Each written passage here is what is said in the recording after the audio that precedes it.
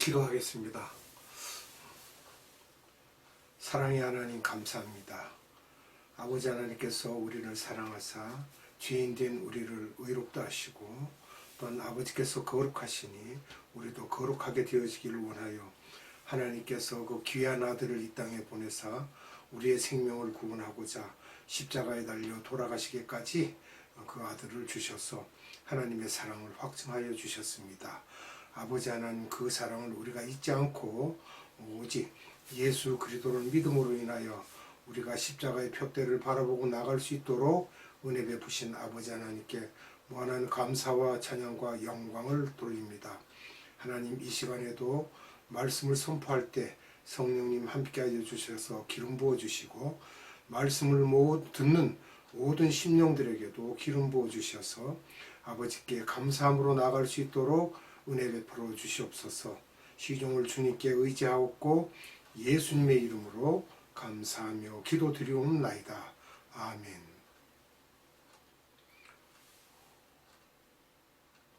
오병이어 예수님에 대한 두 번째 시간입니다.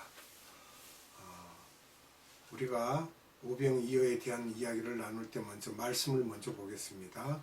누가복음 24장 27절 봅니다.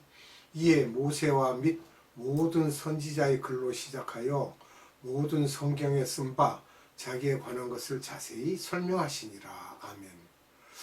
떡 5개의 의미는 모세오경을 우리가 생각해 볼 수 있습니다. 모세오경은 무엇인가? 모세오경, 창세기, 출애굽기, 레위기, 민수기, 신명기. 모세오경은 예수님 자신에 관한 것이라고 하십니다. 그래서 누가복음 24장 27절에 모든 성경에 쓴 바 자기에 관한 것을 자세히 설명하시니라 라고 하셨어요. 또 누가복음 24장 44절의 말씀입니다.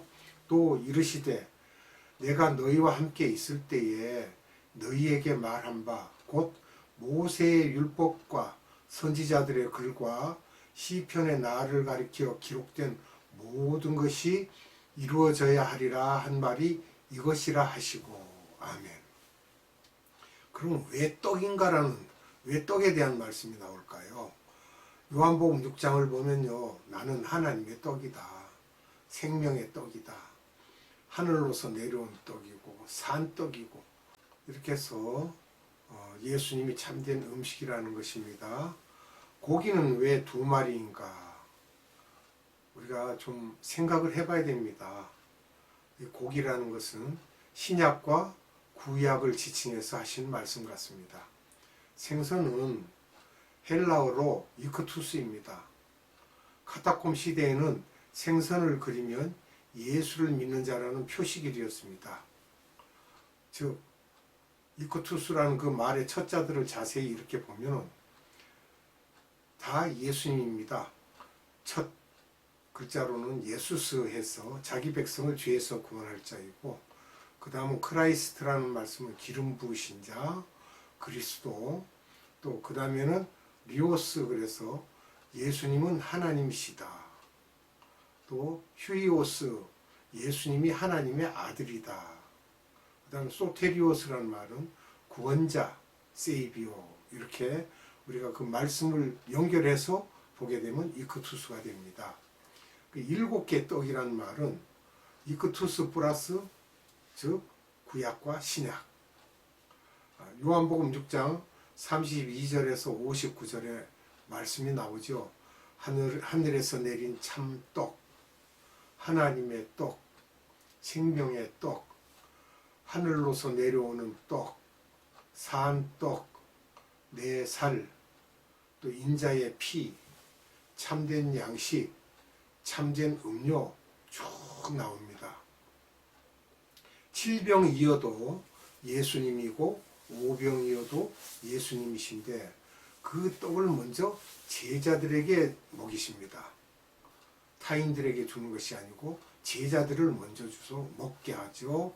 그러므로 제자들이 먼저 예수님의 정체성을 알아야 하는 것입니다.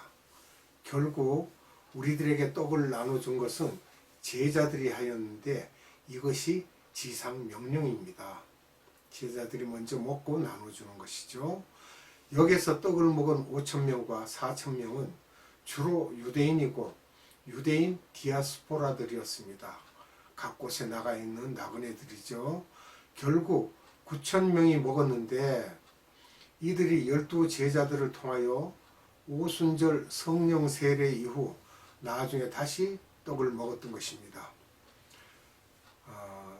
첫째는 예수님 부하로 따라다닌 사람은 고린도전서 15장 6절에 약 500여 명이라고 되어 있죠. 두 번째로는 마가 다락방 사건에 사도행전 1장 13절과 15절에 보면 참여한 자가 120명이라고 또 되어 있습니다. 그 다음에 사도행전 2장 41절에 베드로의 설교를 통해 3,000명이 예수님을 영접하게 됩니다. 이게 유대인 디아스포라들입니다. 다 나그네된 자들. 또 사도행전 4장 4절에 베드로가 제자들과 함께 설교한 후 5,000명이 회개하고 예수님을 영접했습니다.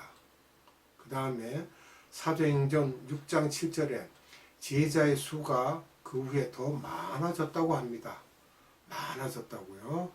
결국 약 9,000명 정도가 제자들을 통하여 예수님을 영접하고 복음화된 것은 예수님께서 이미 오병이어와 칠병이어 사건을 통해서 다 보여주셨던 것입니다.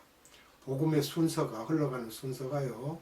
제자들에게 먼저, 그 다음엔 유대인에 들어가고요. 유대인 디아스포라, 그들에게서 또 이방인들에게까지 복음이 전파되어 나간다는 것입니다.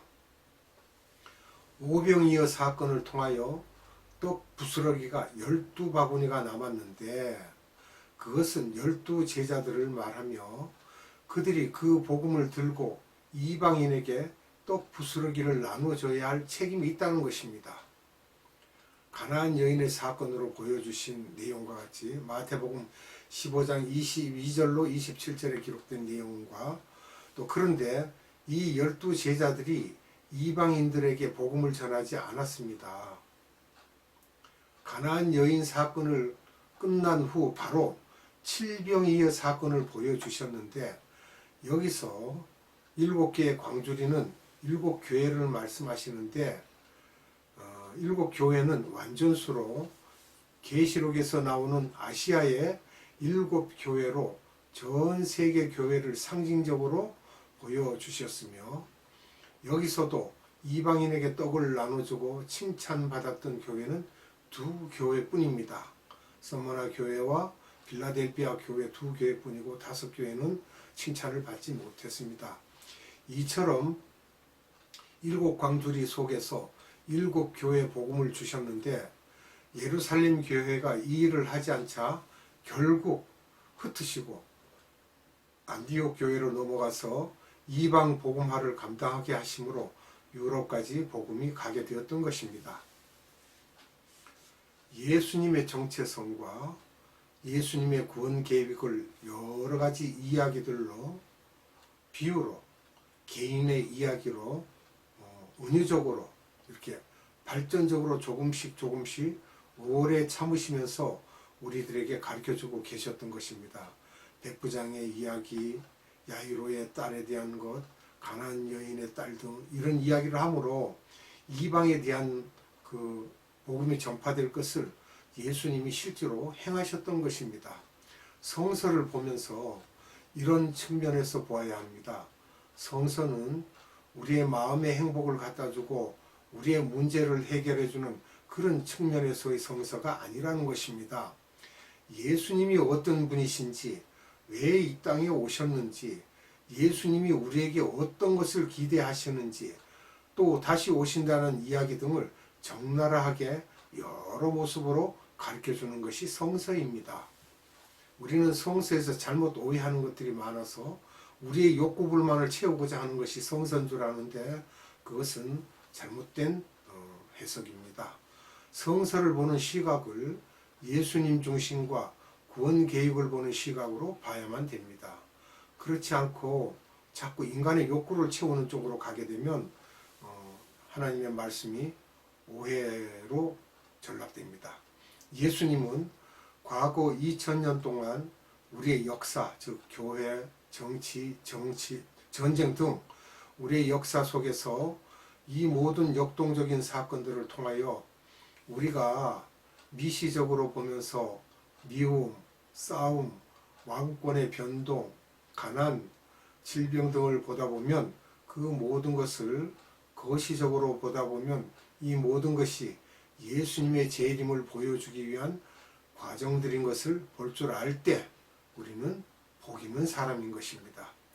우리나라를 특별히 사용하시면서 남북이 분단되어 북한을 저렇게 악하고 가난하게 하시면서 또 남한을 통해 많은 선교사를 보내시는 등 이 모든 일들을 볼 때 거시적인 눈으로 볼 때 주님이 우리 민족을 어떻게 사용하시는지를 알아야 하고 또 탈레반 사건을 통해 고난을 주심도 한국 교회에 주시는 메시지를 알아야 합니다. 그런데 이런 한 사건을 두고 각 종교가 보는 시각이 다 다를 텐데 문제는 예수님의 재림의 차원에서 보지 않는다는 것입니다. 예수님이 언제 오실지 오시기 전에 일어난 일들이 어떤 일들인지를 우리가 살피고 세상이 돌아가는 정체도 알아야 할 것입니다. 가나안 여자의 딸 사건처럼 제자들의 좁은 시각 때문에 이방 여자와 왜 말을 섞으냐 하냐고 할 때 예수님 처음에는 제자들의 마음을 좋게 하였지만 결국 이방 여인의 믿음을 통하여 제자들에게 예수님의 뜻을 암시적으로 보여주었으나 그 제자들은 다 소화하지 못하고 결국 예루살렘 교회를 흩으시게까지 하셨던 것입니다. 베드로가 예수님 십자가 사건 때문에 떠나서 자기의 고향으로 돌아가 옛날에 하던 고기 잡는 일을 할 때 고기가 잡히지 않을 때 어떻게 됐습니까? 예수님은 베드로에게 사람을 낚는 어부가 되라고 하셨는데 그것을 거절하고 갔지요. 베드로가 예수님이 주셨던 사명을 잊어버리고 고기를 잡을 때 잡히지 않게 하셨던 것입니다. 예수님을 떠나서는 고기를 잡을 수가 없습니다. 예수님이 부활하신 후에 오셔서 예수님이 가르치는 곳에 그물을 던졌을 때 잡았던 고기의 수가 153마리였습니다. 그것도 큰 고기들이요. 왜 153마리인가? 베드로에게 너 앞으로 사람을 낚는 어부가 될 텐데 큰 고기 153마리란 이 숫자를 큰 고기 153이라는 것은 첫째, 1은 내가 유일한 하나님이라는 것을 말씀하시는 거고 둘째, 5는 오세 오경의 주인이고 본체라는 것이고 3은 삼위 하나님 중에 두 번째 위인 성자 하나님이라는 것을 보여주시는 그러한 내용으로 우리가 살펴볼 때 성경이 이렇구나라는 걸 더 깊이 알게 될 것입니다. 그러신 후에 베드로에게 네가 나를 사랑하느냐고 묻자 예수님은 아가페 사랑을 말씀하셨는데 베드로는 필레오 사랑으로 대답하자 예수님께서 내 양떼를 먹이라고 3번 말씀하시면서 앞으로 베드로가 목자가 될 것을 말씀하시고 나로 인해 핍박을 받고 고난을 받을 것 등 베드로의 삶 전체를 미리 다 말씀하셨지만 베드로는 그때까지도 자기 민족밖에 모르다가 서서히 타 민족을 위한 생각과 그리스도 중심이 되는 사상으로 변화시켜 가셨던 것입니다. 결국 우리들도 예수님 중심의 시각을 가져야 합니다. 우리가 오늘날 성경을 보면서 성경이나 하나님의 말씀을 인간의 욕구 불만을 채워주고 충족시키는 그러한 사상으로 가게 되면 안 됩니다. 사람들은 모두 기도할 때 자기가 욕구하는 것을 이루어달라고 말들을 하고 기도들을 합니다. 그것은 성경에서 가리키는 기도가 아닙니다.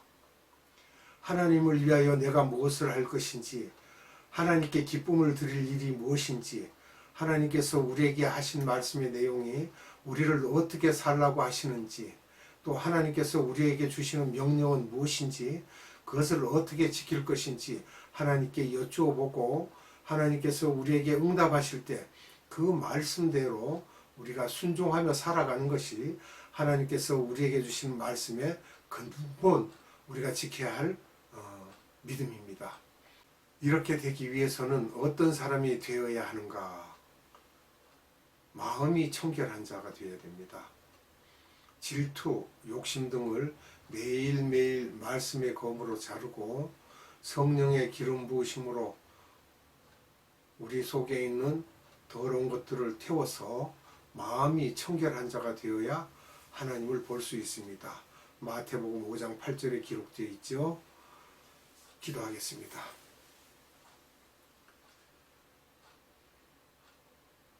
자비로우신 아버지 하나님 감사합니다. 오늘도 우리에게 생명의 말씀을 주사 예수님께서 왜 우리에게 오병이어의 기적을 보여주셨으며 칠병이어의 기적을 보여주셨는지, 그리고 예수님께서 떡이라고 하신 모든 말씀을 볼 때 예수님의 몸은 신령한 우리의 떡이라는 것을 알려주셨습니다. 그와 같이 우리도 예수를 믿는다라는 것은 하나님의 아들을 믿는 것이요, 그분이 이 땅에 오셔서 죽으심은 우리의 죄로 인하여 죽으셨다는 것을 믿고 그분의 말씀을 우리가 따라 순종하고 살아가는 것이 믿음의 본분인 줄 믿습니다. 오늘도 산떡으로서 우리에게 생명의 말씀을 주신 아버지 하나님 감사합니다.